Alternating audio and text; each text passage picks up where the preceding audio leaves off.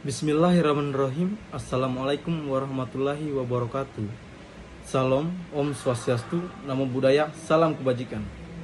Pertama-tama, marilah kita panjatkan puji syukur kehadirat Allah Subhanahu wa Ta'ala, karena atas limpah dan rahmatnya kita masih diberi kesehatan. Baik, perkenalkan, nama saya Al Zusmar dengan NIM R1D125059. Saya selaku moderator dari kelompok 4. Adapun anggota kelompok saya yaitu Armita Rafna, Brian Randi Wijaksono, Beneda Rexeli Septian, Firza Yofian, Hayat Abadi Haridin, Lutfia Mutmainah, Laude Arfaldi, Miko Pamor, Muhammad Ardiansyah, Putri Meilani, dan Tiara Rahmawati. Baik, itulah nama-nama kelompok 4. Kepada teman-teman kelompok, saya persilakan untuk mempresentasikan materi tentang teknologi informasi. Kepada teman-teman, saya persilakan. Assalamualaikum warahmatullahi wabarakatuh. Terima kasih atas kesempatan yang telah diberikan oleh moderator. Saya selaku pemateri pertama, langsung saja menjelaskan mengenai pengolahan kata, data, dan analisis masa lalu, kini, dan masa depan. Presentasi ini menyajikan perjalanan evolusioner pengolahan kata atau word processing hingga analisis data yang canggih. Kami akan menjelajahi bagaimana alat-alat dasar berkembang menjadi sistem kompleks yang membentuk komunikasi modern, meningkatkan produktivitas, dan mendukung pengambilan keputusan strategis. Sejak mesin tik mekanis hingga kecerdasan buatan AI yang mengubah dokumen, kita berada di era transformasi digital yang tak terhindarkan. Pengolahan kata dari konsep ke dokumen. Pengolahan kata lebih dari sekadar mengetik. Ini adalah siklus terstruktur yang mengubah ide abstrak menjadi dokumen yang terstruktur, rapi, dan siap didistribusikan. Baik untuk surat bisnis sederhana maupun laporan teknik yang kompleks. Ada 5 yang akan saya jelaskan mengenai pengolahan data. Yang pertama yaitu penyusunan draft atau drafting. Tahap awal di mana ide dan struktur dasar ditetapkan. Fokus pada aliran konten, bukan pada format, menggunakan mode outline atau fokus untuk menghindari gangguan visual. Yang kedua, pengeditan atau editing. Tinjauan konten untuk kejelasan, akurasi, dan konsistensi melibatkan pengecekan fakta, tata bahasa, dan gaya penulisan. Fitur track change sangat penting di sini. Yang ketiga, pemformatan atau formatting, menerapkan tata letak visual, pemilihan font, spasi, gaya, heading, dan penggunaan template. Tujuannya adalah meningkatkan keterbacaan dan profesionalisme dokumen. Yang keempat, review dan kolaborasi, melibatkan rekan kerja atau atasan dalam meninjau dokumen, memanfaatkan fitur komentar, dan kolaborasi real time untuk mendapatkan umpan balik yang efisiensi. Distribusi akhir, menyelesaikan dokumen dan menyimpannya dalam format yang sesuai, misalnya PDF untuk finalisasi, Docs untuk revisi, memastikan semua metadata dan hak cipta sudah benar. Pengolahan kata yang efektif membutuhkan kombinasi antara kreativitas, perhatian terhadap detail, dan penguasaan perangkat lunak yang digunakan. Peralatan kerja dengan Word mengoptimalkan produktivitas. Microsoft Word atau perangkat lunak pengolahan kata sejenis menawarkan serangkaian fitur canggih yang sering diabaikan.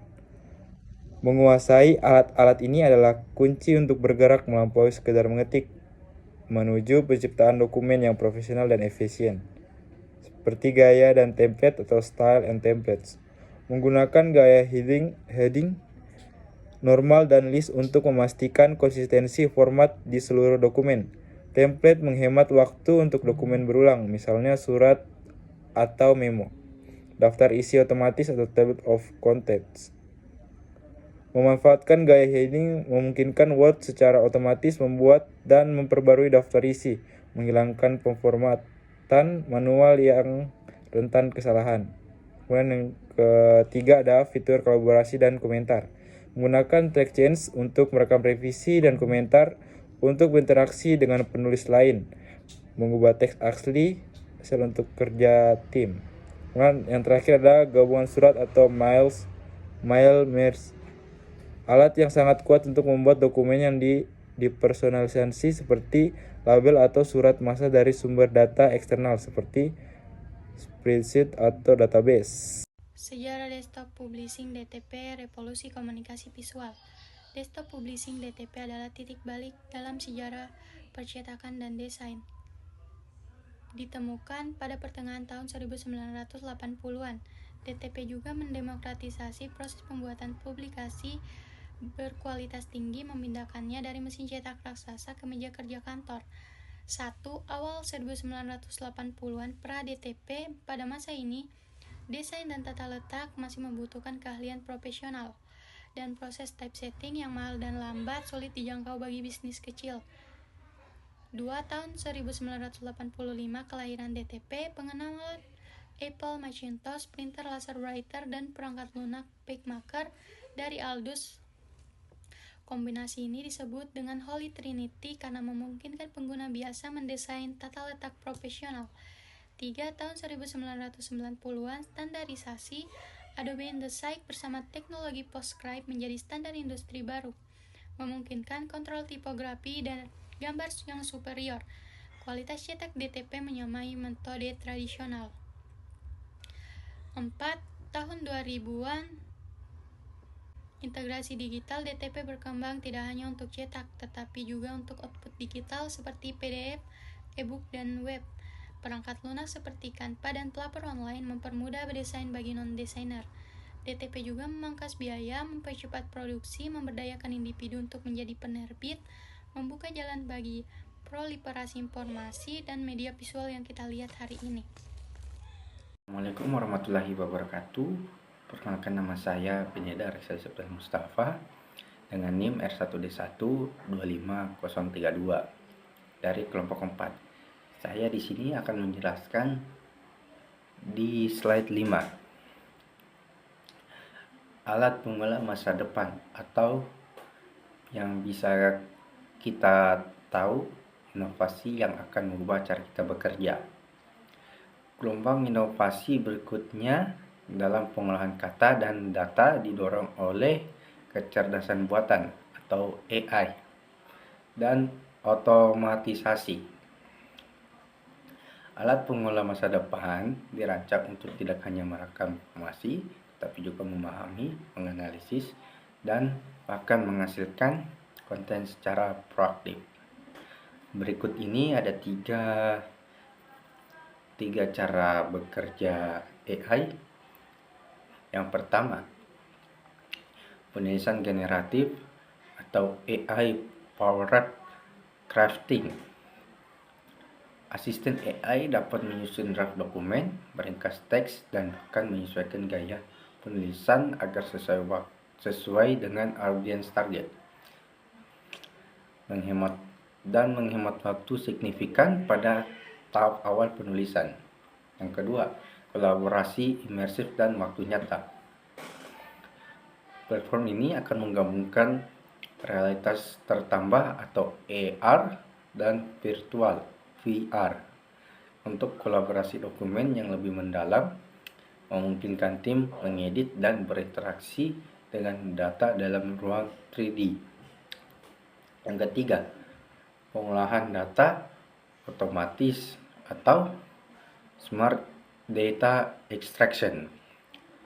Alat masa depan ini dapat secara otomatis mengekstrak, membersihkan, dan mengklasifikasikan data terstruktur maupun tidak terstruktur dari dokumen, mengintegrasikan langsung ke dalam sistem analisis.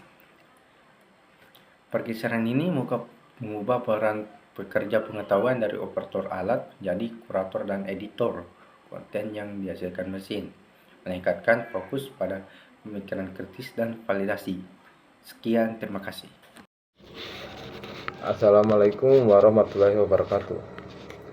Kenalkan, nama saya Hayat Abadi Hardin dengan NIM R1D1 25066. Sini saya akan menjelaskan tentang spreadsheet atau fondasi analisis data numerik. Spreadsheet adalah salah satu alat paling penting dalam dunia bisnis dan akademik. Meskipun sederhana di permukaan, spreadsheet adalah fondasi yang kuat untuk pemodelan keuangan, pelacakan data, dan analisis. Adapun bagian-bagiannya terbagi atas 3, yaitu yang pertama manipulasi data, rumus lanjutan, dan pivot tables. Yang kedua itu otomasi dan model, VBA atau makro dan data modeling. Yang ketiga inti spreadsheet, koefisiensi atau entry dan format. Software statistik membuka wawasan dari angka. Untuk analisis data yang lebih mendalam, terutama yang melibatkan inferensi, pengujian hipotesis, dan pemodelan prediktif, perangkat lunak statistik khusus menjadi hal tak terhindarkan. Alat-alat ini dirancang untuk mengatasi kompleksitas data besar dan metode statistik canggih. Analisis inferensial menggunakan metode seperti regresi, ANOVA, dan UGT untuk membuat kesimpulan tentang populasi berdasarkan sampel data yang kecil. Yang kedua, pemodelan prediktif memanfaatkan algoritma pembelajaran mesin dan statistik untuk meramalkan hasil masa depan, misalnya perkiraan penjualan, tingkat can pelanggan. Yang ketiga, manajemen data kompleks, mampu menangani dataset besar dan berbagai tipe data, nominal, ordinal, dan rasio, dengan alat pembersihan dan transformasi data yang kuat. Contoh perangkat lunak statistik meliputi R dan Python melalui library seperti Scipy dan Pandas untuk fleksibilitas maksimal, serta platform berbasis GUI seperti SPSS, SAS, dan Stata untuk kemudahan penggunaan di lingkungan bisnis dan akademik. Saya akan menjelaskan materi mengenai statistik dan analisis data yang bermanfaat untuk mengambil keputusan berbasis bukti. Analisis data merupakan proses sistematis untuk memeriksa, membersihkan, mengubah, dan memodelkan data dengan tujuan mengungkap informasi yang berguna, mendukung pengambilan keputusan, dan memberikan suatu saran. Ini merupakan jembatan yang dapat menghubungkan antara data mentah dan wawasan strategis. Analisis data memiliki beberapa tipe, yaitu yang pertama ialah tipe deskriptif yang menjelaskan apa yang telah terjadi, misalnya seperti rata-rata, median, dan frekuensi. Kemudian yang kedua ialah tipe diagnostik yang menjelaskan mengapa sesuatu terjadi, misalnya seperti analisis akar suatu permasalahan. Kemudian yang ketiga ialah tipe prediktif yang menjelaskan apa yang mungkin terjadi di masa depan. Contohnya seperti pemodelan regresi. Kemudian yang keempat ialah tipe preskriptif yang merekomendasikan tindakan terbaik yang harus diambil. Contohnya seperti optimasi algoritma. Adapun pengambilan keputusan berbasis bukti, yaitu proses yang memastikan bahwa setiap keputusan strategis didukung oleh data dan analisis statistik yang valid, bukan hanya intuisi ataupun spekulasi. Hal ini dapat mengurangi risiko dan meningkatkan keberhasilan. Sekian dari penjelasan saya, kurang dan lebihnya mohon dimaafkan. Terima kasih. Visualisasi ilmiah mengkomunikasikan kompleksitas dengan jelas. Visualisasi data mengubah angka dan persamaan kompleks menjadi gambar yang dapat dipahami. Visualisasi ilmiah secara spesifik berfokus pada penyajian fenomena ilmiah, seperti data simulasi, model fisik, atau hubungan statistik multidimensi agar wawasan dapat diakses dan diperiksa. Prinsip visualisasi yang efektif ada 3. Yang pertama, kejelasan, memastikan elemen visual tidak ambigu dan mudah diinterpretasikan. Yang kedua, akurasi, grafik harus secara jujur mempresentasikan data tanpa distorsi visual. Kemudian yang ketiga, ada relevansi. Setiap elemen visual harus melayani tujuan naratif, menyoroti poin kunci. Perhitungan risiko, memahami dan mengelola ketidakpastian. Perhitungan risiko adalah aplikasi penting dari analisis data dan statistik, terutama dalam keuangan, asuransi, dan manajemen proyek.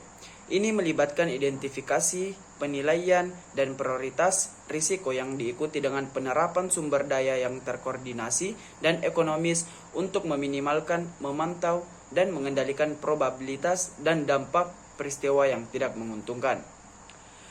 Identifikasi risiko menggunakan data historis, skenario, dan brainstorming untuk menemukan potensi ancaman dan peluang.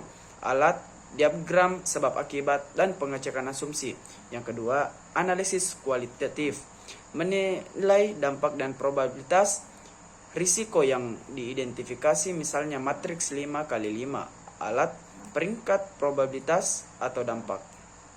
Analisis kuantitatif menggunakan model statistik canggih untuk memprediksi hasil numerik. Respons risiko merencanakan strategi untuk menghindari, mengurangi, mentransfer, atau menerima risiko. Alat, rencana kontingensi dan asuransi. Tujuan perhitungan risiko bukanlah untuk menghilangkan ketidakpastian, tetapi untuk membuat keputusan yang terinformasi di hadapan ketidakpastian tersebut, memaksimalkan nilai sambil meminimalkan potensi kerugian. Baik, itulah presentasi dari kelompok kami.